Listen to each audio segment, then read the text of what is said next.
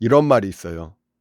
발이 없는 사람을 보기 전까진 내게 신발이 없음을 슬퍼했다. 저는 지금 나보다 못한 최악의 상황에 있는 사람과 비교해서 위안하고 안도하는 낙천주의자가 되라는 말이 아니고, 당신의 아픔은 별거 아니니 엄살 떨지 말라는 뜻은 더더욱 아닙니다. 주어진 상황에 감사하고 실현에 너무 큰 의미를 부여하지 말라는 소리예요. 기억하세요. 나만 힘든 게 아니고 나보다 힘든 사람은 언제 어디에도 있습니다. 안녕하세요, 이신입니다. 오늘은 남의 불행은 나의 행복이다라는 주제를 가지고 얘기를 해보도록 하겠습니다.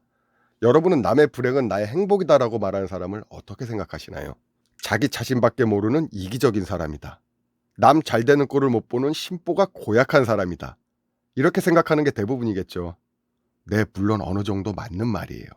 이건 인간이면 어쩔 수 없이 느끼는 본능의 한 종류입니다. 나보다 잘 나가는 친구가 있으면 배가 아프고, 나보다 상황이 안 좋은 친구를 보면서 위안을 삼는, 누가 봐도 정말 삐뚤어진 마음가짐을 가진 사람. 그런데 이 사람들을 과연 나쁘다고만 할 수 있을까요?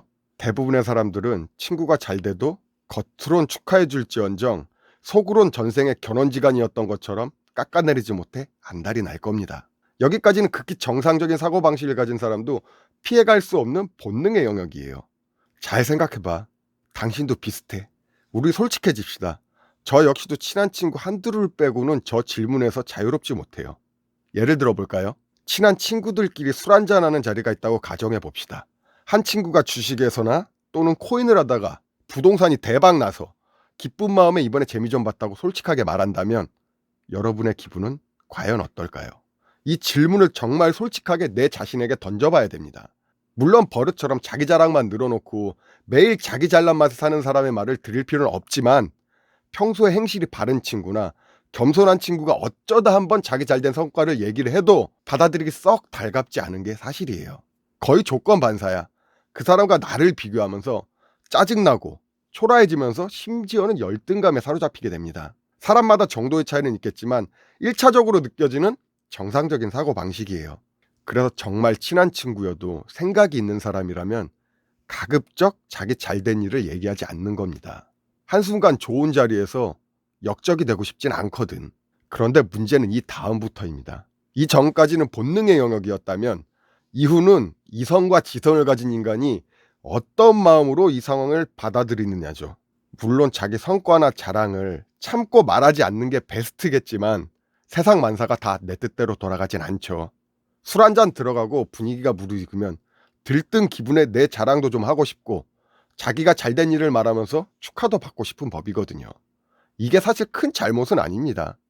오히려 친한 친구들끼리 내가 잘한 일이나 성공한 사례 등을 얘기하면서 나 자신의 가치를 입증하고 인정받고 싶은 욕구는 어떻게 보면 당연한 거예요. 이 당연한 걸 당연하게 못 받아들이는 사람들은 시기나 질투에 눈이 멀어 그 사람을 인정 못하고 끌어내리려고만 하니 점점 서로에 대한 진심을 털어놓기가 힘들어지는 겁니다. 또 이 친구들은 친구가 어려운 일이 있다고 하면 자기 일인 마냥 도와주고 조언도 해주면서 정작 친구가 잘 되면 자기 일처럼 축하는 못 해줘요. 이런 심리는 대부분 내가 지금 잘난 게 없고 잘 나가지도 못할 것 같고 또 그렇게 하고 싶지도 않을 때 그런 사람에게서 발현되는 특징입니다. 잘 되는 친구들은 어떻게든 끌어내리고 싶어하고 힘든 친구를 위로해주면서 자신은 위안받고 안도하는 거예요. 그러니까 남의 불행이 행복은 아니어도 남이 행복한 건 나에게 불행이 되는 사람들이죠. 정말 비참하고 초라한 마인드입니다. 이게 불편한 진실이에요.